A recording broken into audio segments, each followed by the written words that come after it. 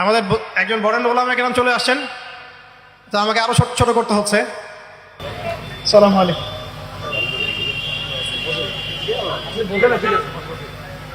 আপনার জিম্মাদারি পালন করতেছে আল্লাহ। তো চারটা বিষয় বলেছি আমি। পাঁচ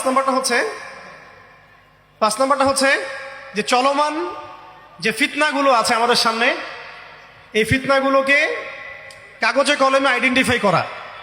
আমি সহজ করে দিই আপনাদের জন্য। আমাদের সামনে ফিতনাগুলো কয়েকটা ক্ষেত্রে বিভক্ত। একটা হচ্ছে ব্যক্তিগত ক্ষেত্রে ফিতনা, একটা হলো আমাদের শিক্ষা ক্ষেত্রের ফিতনা, একটা হলো আমাদের অর্থনৈতিক ক্ষেত্রের ফিতনা, একটা হলো সাংস্কৃতিক ক্ষেত্রের ফিতনা, একটা পারিবারিক ক্ষেত্রে এবং একটা রাষ্ট্রীয় ক্ষেত্রে, এবং এর চেয়ে বড় পরিসরে আছে বৈশ্বিক ক্ষেত্রে কিছু ফিতনা।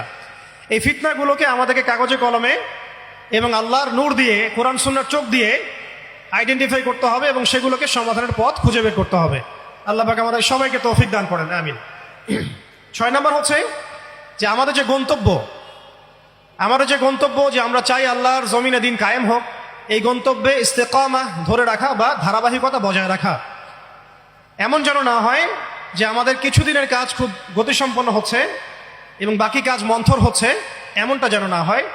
সিরাতের সুন্নতে নবী সাল্লাল্লাহু আলাইহি ওয়াসাল্লাম যেভাবে দীর্ঘ 23 বছর তার দাওয়াত এবং জিহাদের মিশন চালিয়েছেন, এইভাবে আমরা যেন আমাদের এই গন্তব্যটাকে হাসিল করতে পারি এবং সবর বজায় রাখি, ইস্তেকামা ধরে রাখি, আধ্যাত্মিকতা ধরে রাখি এবং যা জানি তার উপর আমল করার চেষ্টা করি, সুন্নাহ ভিত্তিক জীবনযাপন করার চেষ্টা করি। আল্লাহ পাক সবাইকে তৌফিক দান করেন, আমিন। 7 নম্বর দরকার হচ্ছে আমাদের হালাল রিজিক। যদি রিজিকটা আমাদের হালাল না হয়, তাহলে এই যে এত বড় বড় কথা বলছি বা এত বড় স্বপ্ন দেখছি, এগুলো কিন্তু ভাই আসলে বাস্তবায়ন করা খুব কঠিন হবে। কোনো কোনো ক্ষেত্রে হয়তো সম্ভবও হবে না। ইন্নাল্লাহা তাইয়্যিব লা ইকবালু ইল্লা তাইয়্যিব। আল্লাহ পাক পবিত্র, তিনি পবিত্র ছাড়া কিছু কবুল করেন না। আর এখন রিজিকের মধ্যে যত ফিতনা, সুদের ফিতনা আছে, ঘুষের ফিতনা, দুর্নীতির ফিতনা, কাগজের টাকার হারামের কিছু ফিতনা চলে আসছে এর ভিতরেও, ক্রিপ্টোকারেন্সির ফিতনা আসতেছে সামনে। এছাড়া আছে আমাদের মার্কেটের সিন্ডিকেট, পণ্য মজুত করা, বাপে কম দেয়া, মানে হারাম খাওয়ার যতগুলো অপশন আছে, আমার মনে হয় এই জামানায়, এই যুগে এটা সবচেয়ে বেশি উন্মুক্ত আমাদের সামনে। তো হারাম খাওয়া সহজ, হালালে চলা একটু কঠিন, তবে হালাল খাওয়াটা অসম্ভব নয়। আল্লাহ পাক সূরা তালাকের মধ্যে বলেছেন, ওয়া মান ইয়াত্তাকিল্লাহা ইয়াজআল লাহু মাখরাজা। যে ব্যক্তি আল্লাহকে ভয় করে, আল্লাহ পাক তার জন্য রাস্তা বের করে দেন।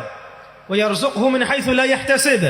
এবং এমন উৎস থেকে আল্লাহ পাক তাকে রিজিক দেন যা সে কখনো কল্পনাও করে নাই। আল্লাহ পাক আমাদের সবাইকে হালাল খাবার তৌফিক দান করেন, আমিন। 8 নম্বর এবং 9 নম্বর একসাথে বলে শেষ করছি। সেটা হলো আমাদের প্রত্যেককে কমপক্ষে পার্ট টাইম দাওয়াতের কাজ করতে হবে।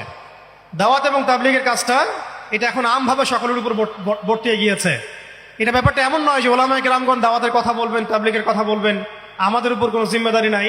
ব্যাপারটা কিন্তু এমন নয়। আমাদের প্রত্যেককে সৎ কাজে আদেশ করতে হবে, অসৎ কাজে নিষেধ করতে হবে।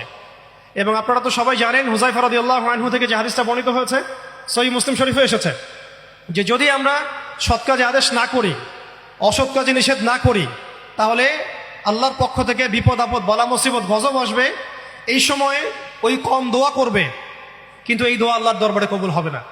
তাই আল্লাহ রাব্বুল আলামিন আমাদের সবাইকে সৎ কাজে আদেশ করার তৌফিক দান করেন, অসৎ কাজে নিষেধ করার তৌফিক দান করেন, হালাল খাওয়ার তৌফিক দান করেন এবং দাওয়াত ও তাবলীগের সবাইকে এই মেহনতে যুক্ত থাকার তৌফিক দান করেন। আর সর্বশেষ যে কথাটা বলতে চাই সেটা হলো, এই দিন কায়েমের যে স্বপ্ন, এই স্বপ্নে আমাদের সবার দাওয়াতের সাথে জিহাদের তামান্না থাকতে হবে, শাহাদাতের মৌতের তামান্না থাকতে হবে। আমি আবারও রিপিট করছি, এই মিশনে আমাদের সবাইকে দাওয়াত এবং তাবলীগের সাথে জিহাদের তামান্না এবং শাহাদাতের তামান্না থাকতে হবে। হাদিসে স্পষ্ট এসেছে, যে ব্যক্তি জিহাদ করে না বা জিহাদের আকাঙ্ক্ষাও করে না, যে ব্যক্তি জিহাদ করে না এবং জিহাদের আকাঙ্ক্ষাও কখনো করে না, সে ব্যক্তি যেন মুনাফিকের মৃত্যুর একটা শাখার উপর মৃত্যুবরণ করলো। আল্লাহ পাক আমাদের সবাইকে নেফাকি থেকে হেফাজত করেন, আমিন। সম্মানিত উপস্থিতি এবং আমার সামনে উপবিষ্ট তরুণ প্রজন্মের দিনী ভাইরা, এই 10টা কাজ যদি আমরা করতে পারি, আমরা আশা করি এই 10টা কাজের সমন্বয় হলে আস্তে আস্তে হলেও আমরা ইনশাআল্লাহ তাআলা অচিরেই বাংলার জমিনে পরিপূর্ণ দিন কায়েম বলতে আমরা যা বুঝি, আল্লাহর জমিনে আল্লাহর দিন প্রতিষ্ঠা এবং শরিয়া বিধান প্রতিষ্ঠা, এটা কোনো অসম্ভব বিষয় নয় এবং এটা কোনো সময় সাপেক্ষ বিষয় হবে না ইনশাআল্লাহ। আল্লাহ পাক আমাদের সবাইকে 10টা কাজ করার তৌফিক দান করেন। শেষ করার আগে আমি আরেকবার রিপিট করছি, আমাদের সবাইকে আল্লাহ পাক জীবনের লক্ষ্য এবং উদ্দেশ্যকে নির্ধারণ করার, ফিক্স করার তৌফিক দান করেন। দুনিয়ার মহব্বত আমাদের হৃদয় থেকে আল্লাহ পাক দূর করে দেন আখিরাতের মহব্বত আমাদের মধ্যে দান করেন। দ্বিতীয় বিষয় হচ্ছে আমাদের সবাইকে এই মিশনে কাজ করার জন্যে প্রথম যেটা দরকার জ্ঞান অর্জন করা, সেই জ্ঞান অর্জন আল্লাহ পাক সবাইকে করার তৌফিক দান করেন এবং সেই জ্ঞান অর্জন ওলামায়ে কেরামদের সোহবতে করার তৌফিক দান করেন, মাথার উপরে বুজুর্গ আলেম রাখার তৌফিক দান করেন। পাশাপাশি যে চারটা খাস গুণাবলীর কথা আমি বলেছি, শুকর, সবর এবং তওবা এবং ইস্তেআযা, এই চারটা হাসিল করার তৌফিক দান করেন। হালাল রিজিক খাওয়ার তৌফিক দেন এবং সৎ কাজে আদেশ করার, অসৎ কাজে নিষেধ করার তৌফিক দান করেন। দাওয়াত ও তাবলীগের সাথে আল্লাহর রাস্তার জিহাদ এবং শাহাদাতের তামান্না আল্লাহ পাক আমাদের সবার কলবের মধ্যে বসায় দেন, আমিন। ওয়া আখিরু দাওয়ানা আনিল হামদুলিল্লাহি রাব্বিল আলামিন। সুবহানাকাল্লাহুম্মা ওয়া বিহামদিক, আশহাদু আল্লা ইলাহা ইল্লা আনতা, আস্তাগফিরুকা ওয়া আতুবু ইলাইক।